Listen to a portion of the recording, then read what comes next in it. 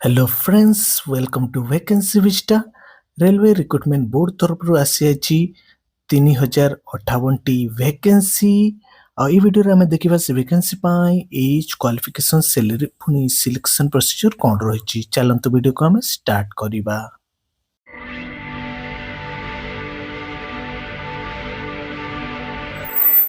Recruitment आसी government of India, ministry of railways, railway recruitment board तरफ notification number जदि आम देखा CEN number 07/2025। Recruitment various post पे आसी non technical popular categories NTPC under graduate. ए रिक्रुटमेंट रो इंपोर्टेंट डेट्स सब आम देखा। इंडिकेटिव नोटिस 4/10/2025 रे आस्तिला।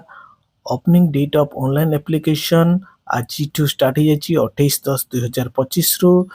Last date of application submission होची 27/11/2025। Last date of application fee payment होची 29/11/2025।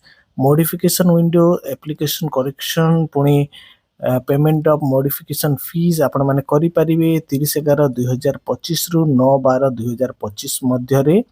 आउ स्क्राइब कैंडिडेट से मानकर स्क्राइब डिटेल्स एप्लिकेशन पोर्टल रे देई परिबे 10/12/2025 रु 14/12/2025 मध्य रे। वैकेंसी डिटेल्स एज सैलरी पुणी मेडिकल स्टैंडर्ड कौन मागिछि आमे देखिबा। प्रथम पोस्ट रो नाम होछि commercial cum ticket clerk. Pay level 3 अनुसार सैलरी रहिछि 21,700 टंका पर मंथ। मेडिकल स्टैंडर्ड मागिछि B2। एज आमे देखिबा एज मागिछि 18 रु 30 बयस। टोटल वैकेंसी रहिछि 2424 टी। द्वितीय नंबर पोस्ट रो नाम होछि accounts clerk cum typist. Pay level 2 अनुसार सैलरी रहिछि 19,900 टंका पर मंथ। मेडिकल स्टैंडर्ड मागिछि C2। एज मागिछि 18 रु 30 बयस। टोटल वैकेंसी रहिछि 394 टी। तृतीय पोस्ट रो नाम होछि junior clerk cum typist. Pay level 2 अनुसार सैलरी रहिछि 19,900। मेडिकल स्टैंडर्ड मागिछि C2। एज मागिछि 18 रु 30 बयस। टोटल वैकेंसी रहिछि 163 टी। चतुर्थ लास्ट पोस्ट रो नाम होछि ट्रेन्स क्लर्क। पे लेवल 2 अनुसार सैलरी रहिछि 19,900। मेडिकल स्टैंडर्ड मागिछि A3। एज मागिछि 18 रु 30 बयस। टोटल वैकेंसी रहिछि 77 टी। टोटल जदि आमे देखिबा टोटल वैकेंसी रहिछि 3058 टी। स्टैंडर्ड ऑफ मेडिकल फिटनेस आमे देखिबा। Medical standard A3 B2 C2 तार विजन स्टैंडर्ड डिटेल्स एठी दिया जायछि। Physically fit in all respect आपण माने स्क्रीनशॉट नै कि मध्य एगा को देखि परिबे। एज रिलैक्सेशन मध्य रहिछि SC ST कैंडिडेट पाई 5 years, OBC non creamy layer पाई 3 इयर्स। एक्स सर्विसमैन जो माने 6 मंथ कंटीन्यूअस सर्विस करिसंती से मान को पाई जदि हमें देखिबा जनरल EWS पाई 3 years, ex serviceman OBC NCL पाई 6 इयर, SC और ST कैटेगरी पाई 8 इयर्स। PWBD कैंडिडेट जो माने जनरल EWS रे आछंती से मान को पाई 10 years, OBC non creamy layer पाई 13 इयर्स, SC ST पाई 15 इयर्स एज रिलैक्सेशन रहिछि। जो कैंडिडेट माने group C group D railway staff भाव में मिनिमम 3 इयर जॉब करिसंती सर्विस करिसंती सेमान को पाई मध्य एज रिलैक्सेशन रहिछि। जनरल EWS पाई मैक्सिमम 40 इयर्स, OBC NCL पाई 43 इयर्स, SC और ST कैटेगरी पाई 45 इयर्स। जो कैंडिडेट माने कार्य करिसंती क्वासी एडमिनिस्ट्रेटिव ऑफिस रे रेलवे ऑर्गेनाइजेशन रे जेंति कि रेलवे कैंटीन कोऑपरेटिव सोसाइटीज आ इंस्टीट्यूट रे सेमानकर सर्विस अनुसार तांकर एज रिलैक्सेशन रहिबो और 5 इयर रहिबो।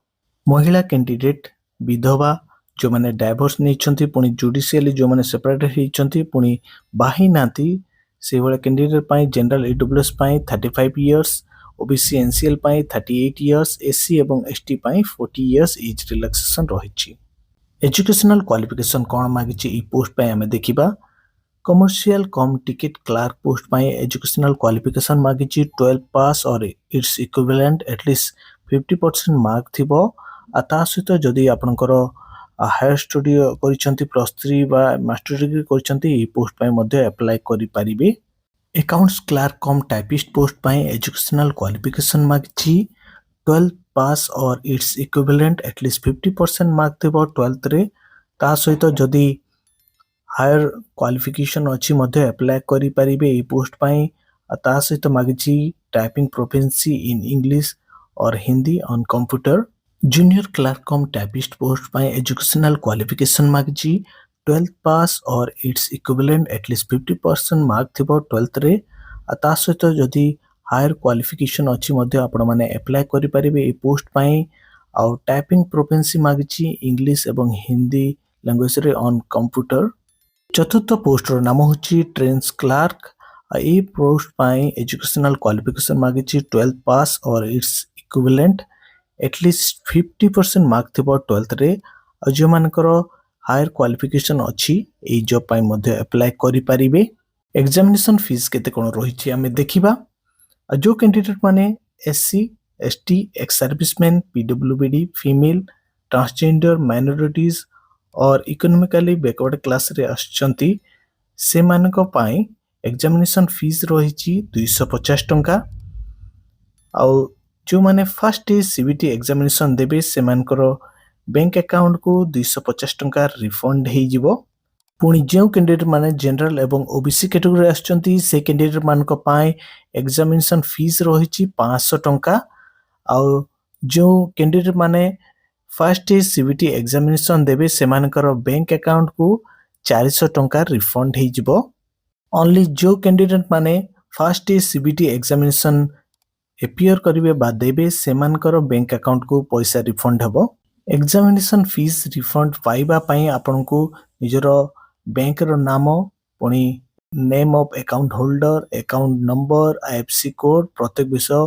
भलो भारे प्रदान करबाक पड़िबो फर्स्ट डे सीबीटी एग्जामिनेशन रे को टेस्ट बा हमें देखिबा एग्जाम ड्यूरेशन रहिछि 90 मिनिट्स प्रथमे जनरल अवेयरनेस रु 40 टी क्वेश्चन आसीबो मैथमेटिक्स रु 30 टी क्वेश्चन आसीबो पुणी जनरल इंटेलिजेंस एंड रीजनिंग रु 30 टी क्वेश्चन आसीबो टोटल 100 टी क्वेश्चन आसीबो 100 मार्क रहिबो स्क्राइब कैंडिडेट पाए एग्जामिनेशन ड्यूरेशन रहिछि 120 मिनिट एठी सिलेबस देछि मैथमेटिक्स पाए जनरल इंटेलिजेंस एंड रीजनिंग पाए एवं जनरल अवेयरनेस पाए जो माने फर्स्ट डे सीबीटी एग्जामिनेशन रे क्वालिफाई करिवे से माने सेकंड स्टेज सीबीटी एग्जामिनेशन देबे और सेकंड स्टेज एग्जामिनेशन रे को टेस्ट हबा हमें देखिबा एग्जाम ड्यूरेशन रहिछि 90 मिनिट्स और प्रथमे जनरल अवेयरनेस पाए 50 टी क्वेश्चन रहिबो द्वितीय मैथमेटिक्स पाए 35 टी क्वेश्चन रहिबो एवं जनरल इंटेलिजेंस एंड रीजनिंग पाए 35 टी क्वेश्चन रहिबो टोटल 120 टी क्वेश्चन रहिबो 120 मार्क रहिछि और स्क्राइब कैंडिडेट पाए 120 मिनिट समय मिलिबो एठी सिलेबस देछि मैथमेटिक्स पाए पुणी जनरल इंटेलिजेंस एंड रीजनिंग पाए एवं जनरल अवेयरनेस पाए सेकंड स्टेज सीबीटी परे परे दीटी पोस्ट पाए जेंति कि अकाउंट्स क्लर्क कम टाइपिस्ट पाए पुणी junior clerk cum typist post पाए computer based typing skill test हबो और ता परे डॉक्यूमेंट वेरिफिकेशन एवं मेडिकल टेस्ट हबो ए सब पोस्ट पाए केमती अप्लाई करिवे ऑनलाइन रे एठी स्टेप बाय स्टेप गाइडेंस दे जाछि केमती अकाउंट क्रिएट करिवे केमती स्कैन करिवे साइज केते कोन रहिबो को डॉक्यूमेंट देबे प्रत्येक विषय दे जाछि ए पोस्ट रो प्रत्येक नोटिफिकेशन अपडेट पुणी अप्लाई लिंक आपण माने पाई परिवे भुवनेश्वर पोर्टल रे www.rrbbs.gov.in रे स्टेट वाइज वैकेंसी डिटेल्स हमें देखिबा आरआरबी अहमदाबाद रे वैकेंसी रहिछि 153 टी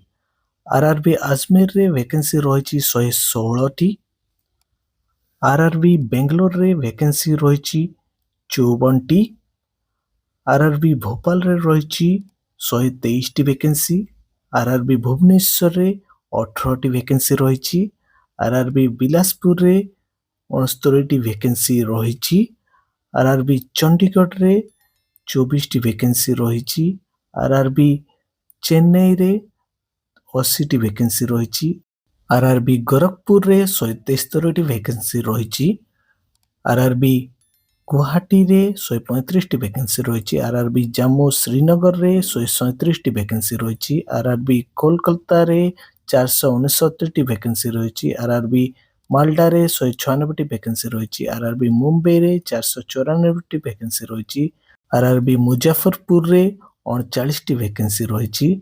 RRB ପାଟନାରେ 24ଟି ଭେକେନ୍ସି ରହିଛି। RRB ପ୍ରୟାଗରାଜରେ 303ଟି ଭେକେନ୍ସି ରହିଛି। RRB ରାଞ୍ଚିରେ 56ଟି ଭେକେନ୍ସି ରହିଛି। RRB ସିକନ୍ଦରାବାଦରେ 272ଟି ଭେକେନ୍ସି ରହିଛି। RRB ସିଲିଗୁଡିରେ 7ଟି ଭେକେନ୍ସି ରହିଛି। RRB ତିରୁବନନ୍ତପୁରମରେ 86ଟି ଭେକେନ୍ସି ରହିଛି। ଆଉ ଟୋଟାଲ ଯଦି ଆମେ ଦେଖିବା ଟୋଟାଲ 3058ଟି ଭେକେନ୍ସି ରହିଛି। ଏ ଭେକେନ୍ସିକୁ ନେଇକି କୌଣସି ପ୍ରକାର କ୍ୱେଶ୍ଚିନ୍ ବା ଡାଉଟ୍ ଥିଲେ ଆପଣମାନେ କମେଣ୍ଟରେ ପଚାରନ୍ତୁ, ମୁଁ ଆପଣଙ୍କୁ ରିପ୍ଲାଏ ବ୍ୟାକ୍ କରିବି। এই ନୋଟିଫିକେସନର PDF ଲିଙ୍କ ମୁଁ ଡେସ୍କ୍ରିପ୍ସନରେ ପକାଇଦେବି, ଆପଣମାନେ ସେଠୁ ଡାଉନଲୋଡ୍ କରି ପ୍ରତ୍ୟେକ ବିଷୟକୁ ଚେକ୍ କରିପାରିବେ।